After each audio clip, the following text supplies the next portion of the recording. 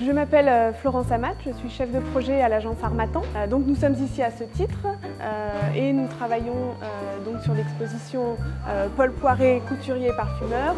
Donc notre concept, c'était vraiment d'avoir une scénographie immersive. On voulait que le visiteur pénètre dans l'univers de Paul Poiret. Et ces visuels, ce sont des photographies d'époque, donc des photographies de Paul Poiret. C'est Paul Poiret qui nous accompagne, qui nous fait visiter son univers, des photos de ses robes, de ses créations. Donc on a voulu plonger le visiteur dans cet univers. Donc au sein de l'équipe aujourd'hui qui travaille, nous avons deux menuisiers, un peintre, l'enseigniste qui pose le graphisme, la personne qui s'occupe des audiovisuels et de l'éclairage. Donc voilà, une équipe de 5-7 personnes aujourd'hui uniquement qui travaillent, sachant que les jours précédents, on a pu monter jusqu'à 10 personnes. Pour créer ce véritable écrin, nous avons voulu imaginer une scénographie qui soit aussi évocatrice de l'époque. Donc on est plus sur des formes qui sont carrées et nous avons pour cela créé des vitrines qu'on a appelées des vitrines paravents. Ce sont de grandes vitrines avec des niches qui permettent de découvrir les flacons.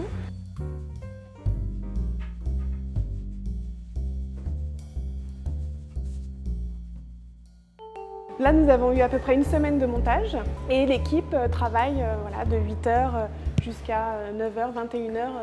Et puis, nous avons d'autres collaborateurs qui travaillent sur les plans, qui travaillent sur le montage technique. Donc voilà, c'est une équipe complète qui aborde tous les sujets de la conception. Alors Paul Poiret est un personnage central et initiateur de la parfumerie du XXe siècle. Et ça fait effectivement très longtemps que le MIP, soutenu par l'ARMIP, dans l'association des Amis du Musée, souhaite réaliser une exposition sur Paul Poiret.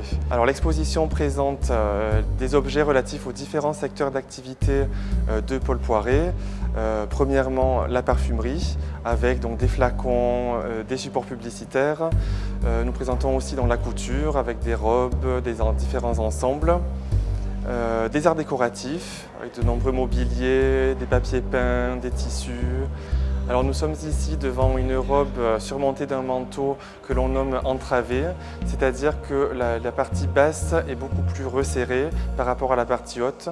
Donc c'est vraiment une forme typique des vêtements de Paul Poiret des années 1910. Puisqu'en fait Paul Poiret va libérer la femme du corset, donc du haut du corps, mais va l'enfermer en bas et va l'obliger à faire des tout petits pas pour marcher.